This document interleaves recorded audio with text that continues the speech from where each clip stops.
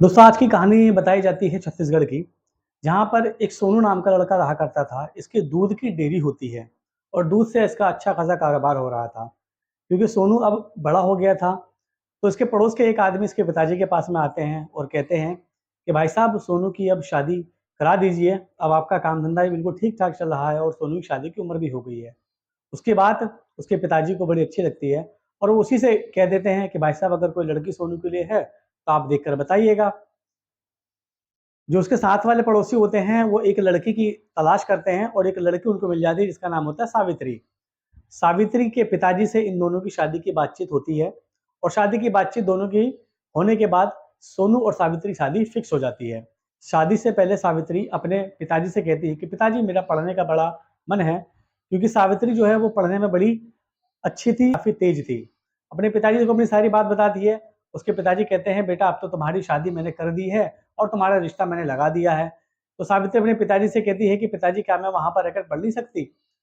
तो उसके पिताजी कहते हैं, "बेटा वहाँ पर रहकर बिल्कुल पढ़ सकती हो, क्योंकि जिससे तुम्हारी शादी हो रही है, तुम्हारा होने वाला पति और जो तुम्हारे सास और ससुर हैं, वो देखने में काफ़ी भोले-भाले और काफ़ी नेक लगते हैं। शायद वो तुम्हें आगे पढ़ने के लिए नहीं रोकेंगे।" बहरहाल सोनू और सावित्री की शादी हो जाती है। दोस्तों शादी होने के बाद सोनू और सावित्री हँसी-खुशी अपनी ज़िंदगी साथ में बिता रहे थे। धीरे-धीरे वक़्त बीतता है और वक़्त बीतने के साथ-साथ सावित्री के अंदर जो पढ़ाई करने का जज़्बा था और कुछ कर गुज़रने का जज़्बा था, वो बरकरार रहता है। बहरहाल वो एक दिन अपने पति सोनू से कहती है कि मेरा आगे पढ़ने का मन है, क्योंकि सावित्री की शादी से कुछ दिन पहले ही सावित्री के पिताजी ने सोनू से कह दिया था कि मेरी बेटी आगे पढ़ना चाहती है, तुम्हें कोई दिक्कत तो नहीं? तो सोनू ने उनसे पहले कह दिया था मुझे कोई दिक्कत नहीं है। तो यहाँ पर भी सोनू सावित्री से कहता है कि अगर तुम पढ़ना चाहती हो तो पढ़ सकती हो, मुझे कोई दिक्कत नहीं है। इस तरह सावित्री की पढ़ाई अब स्टार्ट हो जाती है। धीरे सावित्री पढ़ते-पढ़ते बड़ी क्लास में पहुँचने लगती है, क्योंकि सोनू कम पढ़ा लिखा था और अब सावित्री की जो पढ़ाई है वो सोनू से ज़्यादा हो चुकी होती है। क्योंकि सोनू का एक अच्छा खासा बिज़नेस था और जब उसको मालूम ये लगता है कि मेरी जो बीवी है वो मेरे से ज़्यादा क्लास के अंदर पढ़ रखी है, तो उसे अब थोड़ा ईगो होने लगता है। अब वो थोड़ा उससे से घमंड आने लगता है।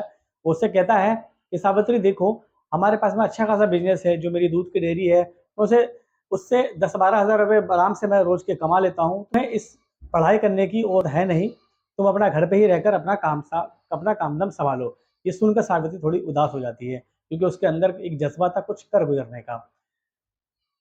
लेकिन सावित्री उससे कहती है कि मेरा मन है आगे पढ़ने का और मैं कुछ बनना चाहती हूँ, मैं सरकारी नौकरी करना चाहती हूँ।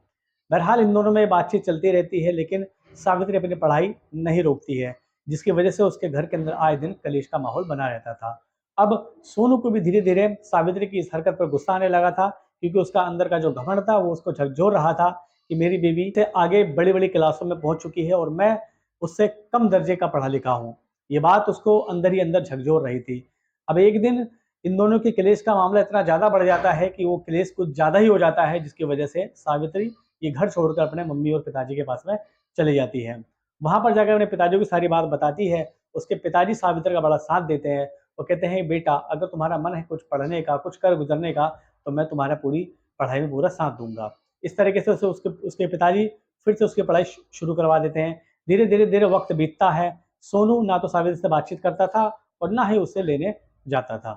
सावित्री की पढ़ाई पूरी हो चुकी हुई होती है। अब सावित्री एक सरकारी नौकरी की तलाश में लग जाती है। बहुत सारे फॉर्म वगैरह भरती है और एक दिन सावित्री का रेलवे के अंदर सिलेक्शन हो जाता है, जहाँ पर टीटी की पोस्ट इसको मिल जाती है। तो अब इसका काम होता है यात्रियों की टिकट को चेक करना, यानी कि अब ये एक टीटी बन चुकी हुई होती है।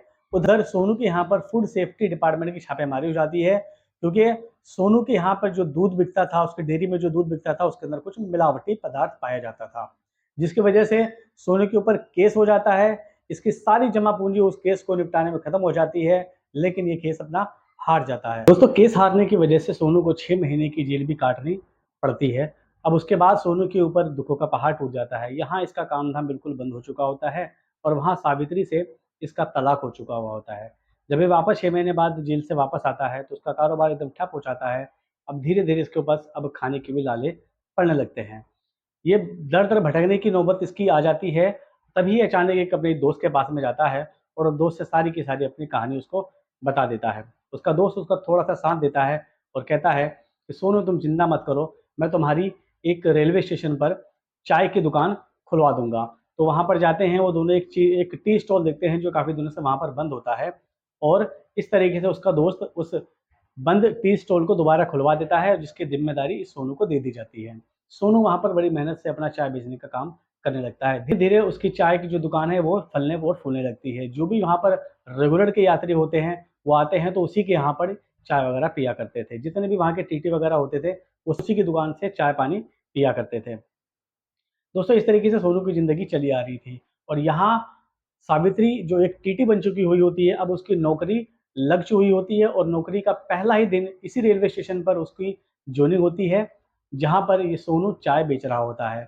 सावित्री अपने ऑफ़िस के अंदर बैठी हुई होती है, और इतने में अपने कर्मचारी से कहती है कि बाहर अगर अच्छी से कोई दुकान के अंदर चाय मिलती हो तो उससे चाय मेरे लिए लेकर आओ। वो कर्मचारी जाता है, सोनू के यहाँ पास में जाता है और कहता है कि ये आज हमारी नई मैडम आई हैं, तो उसके लिए जितनी बेहतर से बेहतर चाय हो सके, जितनी अच्छी से अच्छी चाय तुम बना सकते हो, वो चाय बनाकर तुरंत उसको ऑफ़िस में लेकर आओ।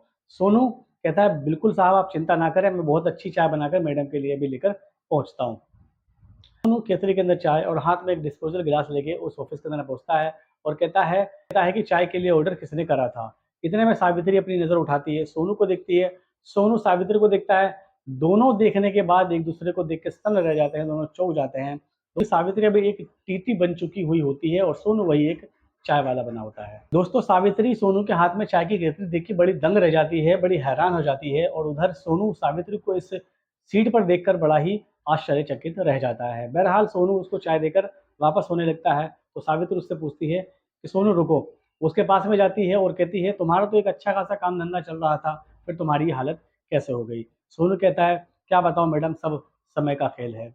ये सुनकर सावित्री थोड़ी सी उदास हो जाती है, और उसको लेकर एक एकांत कमरे में जाती है, और उससे सारी कहानी पूछने की कोशिश करती है। वो शुरू से लेकर अब तक की अपनी सारी घटना के बारे में बता देता है कि तुमसे तलाक होने के बाद मेरे साथ में क्या-क्या हुआ। ये कहानी सुनकर सावित्री बड़े ही उदास हो जाती है, और इधर सोनू भी बड़ा इमोशनल हो जाता है। सोनू को अपनी गलती का एहसास हो चुका हुआ होता है, उसका सारा घमंड टूट कर चूर-चूर हो चुका हुआ होता है। वो सावित्री से कहता है कि सावित्री, मैंने तुम्हारे साथ में अच्छा नहीं करा, हो सके तो मुझे माफ़ कर देना। इतना कह के वो वापस जाने लगता है। सावित्री उससे कहती है, सोनू रुको, क्या तुम मुझे अपना कॉन्टैक्ट नंबर दे सकते हो? तो सोनू उसको अपना फ़ोन नंबर दे देता है। अब उसके बाद सोनू और सावित्री के बीच लगातार फ़ोन पर बात होने लगती है। जब भी सावित्री की सोनू से बात होती, सोनू यही कहता है कि सावित्री, हो सके तो मुझे माफ़ कर देना। इस तरीके से सोनू को अपनी गलती का एहसास हो चुका हुआ होता है, वो बड़ा ही उदास होता है, उसकी बातों से मालूम लग रहा होता है। धीरे-धीरे उन दोनों की ज़िंदगी ऐसी बातचीत करते हुए गुज़र रही थी। एक दिन सावित्री उससे पूछती है कि सोनू, क्या तुम्हारी शादी हो गई? तो कहता है कि मेरी शादी कहाँ से हो जाती है? मेरे नाम के आगे एक धब्बा लग चुका था तलाक का, जो मैंने तुमसे ले लिया था, और उसके बाद 6 महीने मैंने जेल में भी गुज़ारा है। तो कौन लड़की मेरे साथ में शादी कर सकती थी?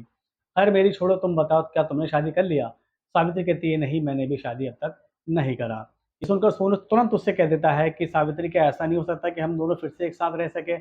सावित्री मानो इसी बात का इंतज़ार कर रही हो, वो तुरंत उससे हाँ भर देता है, क्योंकि जब इन दोनों की बातचीत शुरू हुई थी, तब सावित्री और सोनू में वो वाली बातें भी हुआ करती थी, जब सावित्री पहली बार इसके पास में दुल्हन बनकर आई थी। दोनों के बीच ज़िंदगी की खट्टी-मीठी बातों तो तलाक से पहले इन दोनों के बीच में हुआ करती थी, वो सारी बातें उन दोनों के फ़ोन पर होनी शुरू हो जाती है, जिस तरीके से दोनों एक-दूसरे के और पास आ जाते हैं। बहरहाल सावित्री इसी बात का इंतज़ार कर रही होती है, वो सोनू की इस बात को सुनकर हाँ कर देती है, और इस तरह से मौका देकर ये दोनों एक दिन फिर से शादी के बंधन में बंध जाते हैं। दोस्तों, यहाँ पर सोनू का जो घमंड है वो बिल्कुल चूर-चूर हो चुका हुआ होता है। उसे मालूम लग जाता है कि पढ़ाई की क्या कीमत होती है, पढ़ाई की क्या वैल्यू होती है। दोस्तों, आज की इस कहानी के अंदर इतना ही।